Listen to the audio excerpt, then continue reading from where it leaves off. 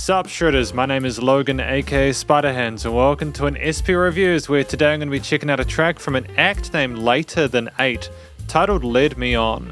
And if we switch over to here, we have a track on the screen on YouTube. This is the second single by Later Than 8. This one features a collaboration with Young AD. Special thanks shout out to my brother Dylan who banged out some mean sounding drums on this one. Lead Me On deals with emotional transgressions of the past that afflict and impact other life circumstances going forward. Now it should be noted that I've actually reviewed Later Than 8 before with their previous track Alone in the Dark, which I had a good time with, and it's going to be interesting to see what we're doing with this newest addition to the discography. So we're going to listen through this track from start to finish. And we're going to hear what we think. Let's go.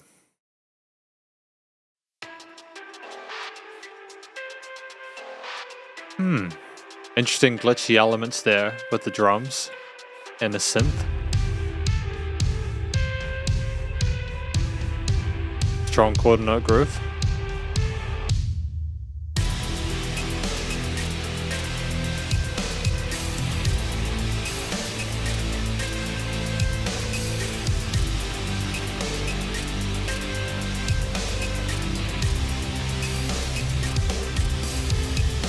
Huge sound to it, eh?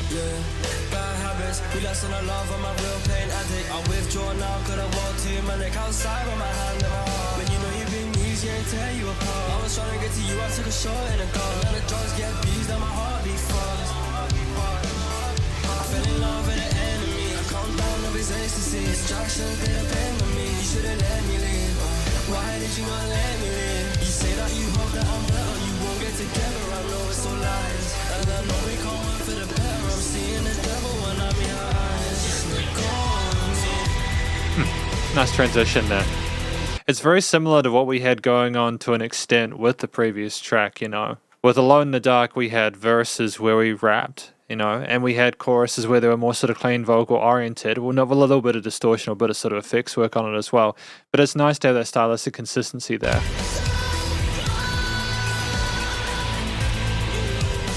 I can't tell if there's a rhythm guitar or a synth in Alone. I don't mind either way. They might be synths. Trust in you if I can't even trust myself. These ain't no painkillers, it's promethazine. I got a watch out for my health. You brought out the worst in me. Forever stuck in this purgatory. My mind look like a murder scene. No, I don't trust because of you. I'm hearing fake love out of blue. I see through the white lies, ain't no truth. I see the white lies, ain't no truth. I see the white lies, ain't no truth. My heart ever since been a little vacant. I indulge in a pill that's a replacement. Sit a hill with time, but I've been patient. Guess I was another man on your rotation. There's a future without the past. There's no time going back. Doesn't matter where we are. We are. Keep those walls touching. Grow a little into something. And stare me wondering why I can't wondering why. I mean, I'm not sure if I'm getting the words through clearly, but at the same time, I don't necessarily mind. I think it's more about the oral aesthetic with the distortion and the tuning of it, turning the voice there into more of an instrument than anything else, an additional melodic layer inside the sea of the fizzing and the noise in the ether. It's just... I mean...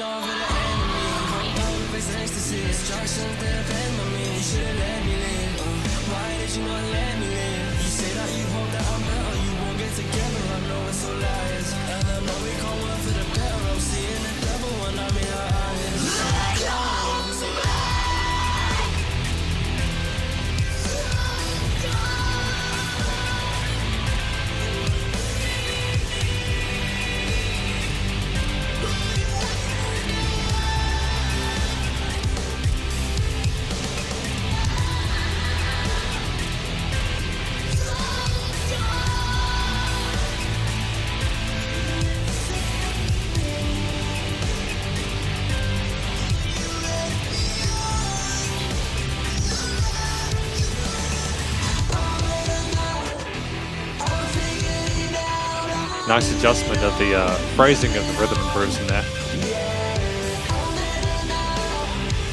Nice to add a little bit of extra punchiness here.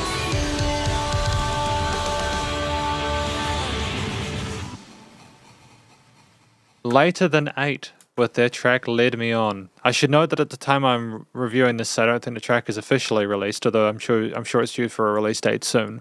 See, I'm just confirming what I think the track is about, because if I'm honest with you, I got a lot of the words through clearly in the rap sections. Chorus parts were not as clear to me, so I just want to double check. I think I agree with the use of the vocal effects with the modulation, the way it was sort of digitized to match a lot of the other external synthetic elements of the mix. I get why we did that, so I don't have an issue with it.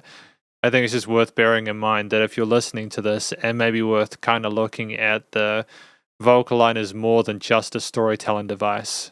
At the very least, there are some parts where you're going to have to listen very carefully to get all the words through clearly, and that's not necessarily a bad thing. Saying they want to get together, but they know it's all lies. I'm seeing the devil when I meet your eyes. We're stuck in this purgatory. Oh, my mind looks like a murder scene. Oh, I don't trust because of you. I'm feeling fake love out of the blue, seeing you through your white lies, ain't no truths. I like the rapping. There was interesting phrasing rhythmically, and this is stuff I want to talk about in the conclusion, but I'll give a note to Young AD, I think it was. They're a good rapper, and I think the melodic, the color with the phrasing of it matched well as a contrast to some of the dependency we had on those through notes within the arrangement backing. Yeah, I get it. So I think at the end here we talk about how I'm better now, I figured it out, I'm moving on, I'm better out. I think we have this one. And welcome to the conclusion of my review of this track from an act named Later Than 8, titled Led Me On. So we're fairly, I think, especially considering the last track, Alone in the Dark, and I know I keep going back to that, I've got a review for it on the channel if you want to check it out. But we've got a stylistic consistency here. There's stuff that's matching between the two.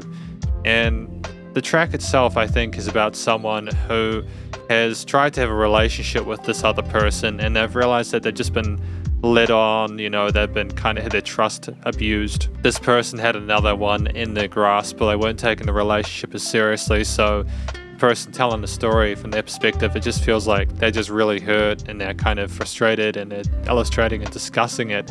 And I think at the end we realize that, we've figured it out and it's a good thing, even though it's painful, and we're going to move on for that, and they're glad that they did.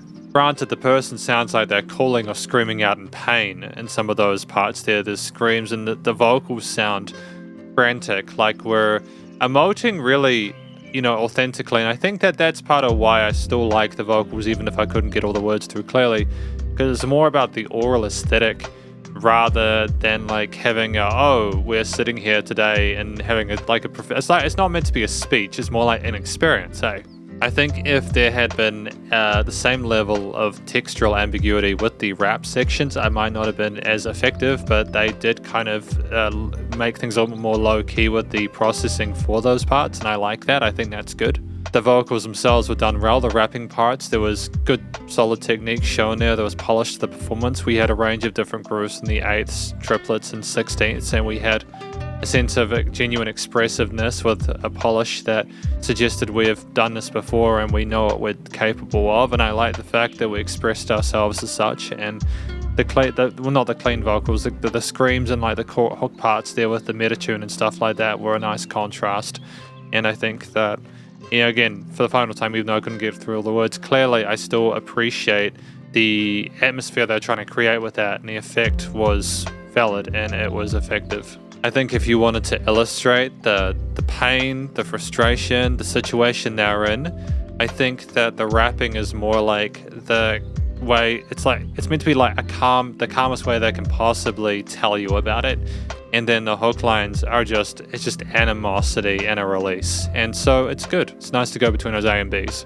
And I think with the clean vocals as well, or the sung parts, we had interesting harmonies and intervals choices there with the backing that made the most out of the relative minimalism with the arrangement and backing. The track itself was just under 4 minutes, so it fits in right into that 2 to 4 minute sweet spot just. Now, I think that was a good choice.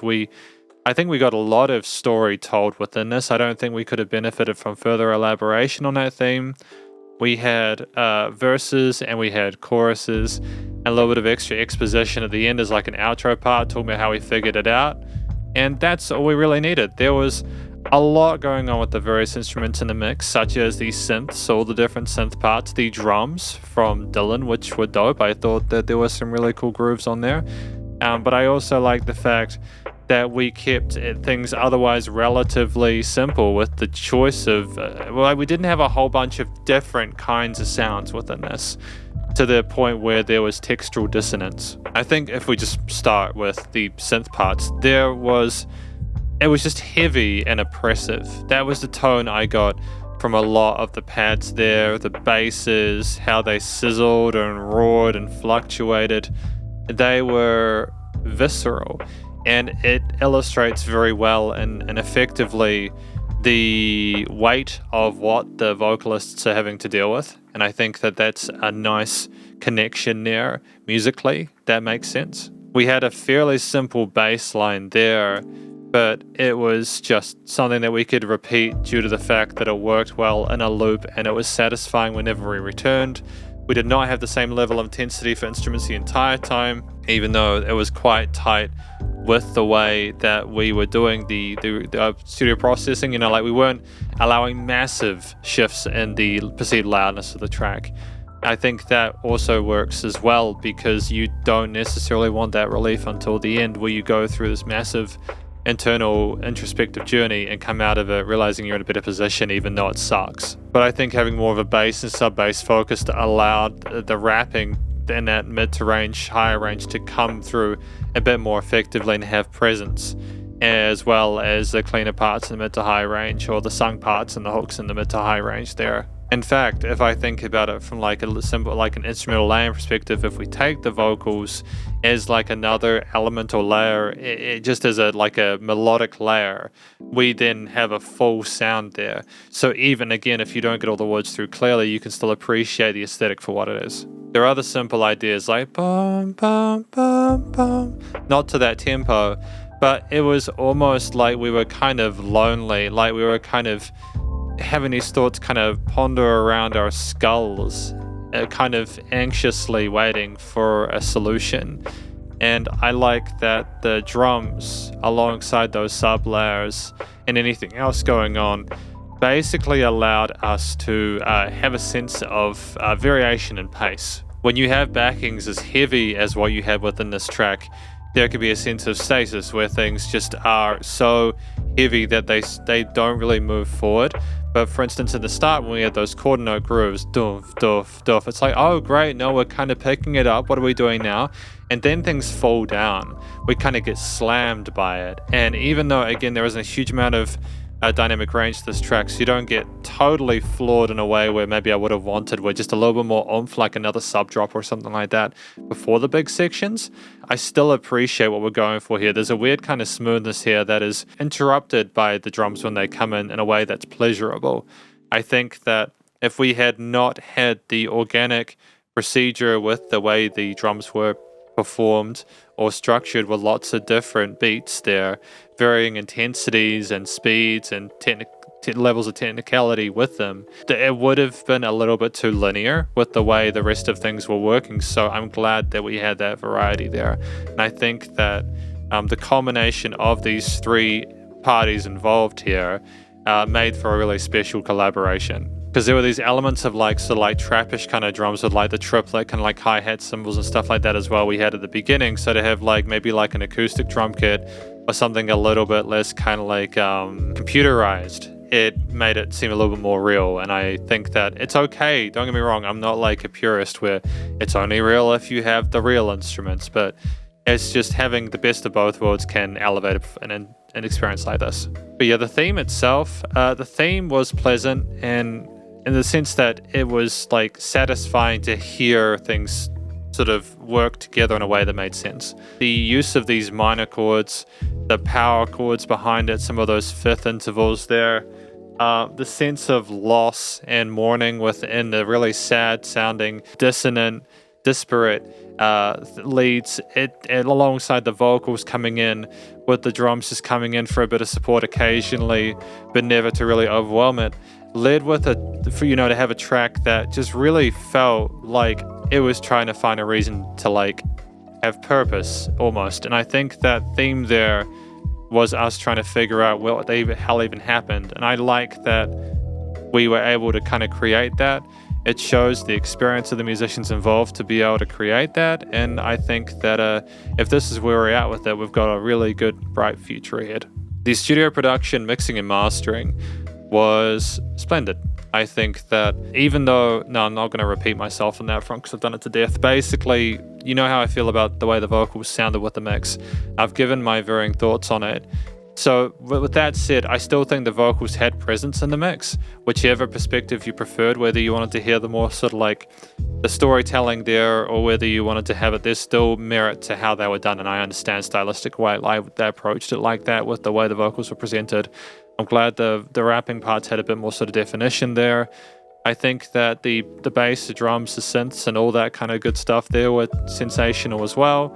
It was nice to have everything relatively nicely leveled and filtered and EQ'd. Things were nice and wide in a stereo field. There's a lot of depth there, and things were nicely niched in the frequency spectrum where we had no weird resonant frequencies or anything like that. It was nice and loud without pumping, so the bus compression and limiting was handled. And while there wasn't a lot of dynamic range, as I mentioned before, I think that was on purpose and it made sense for the theme and what we were talking about within the song. That's basically my review of this track from an act named Later Than 8, titled Led Me On, and hopefully you enjoyed it. If you did, please do go show us some love via their various social medias and YouTube page. Stay cool and stay safe, and please remember to support your local musicians and artists at this point in time, as he the hell more than ever thought of crazy stuff going on in the world, and I'll catch you in the next review. Spiderhands Out.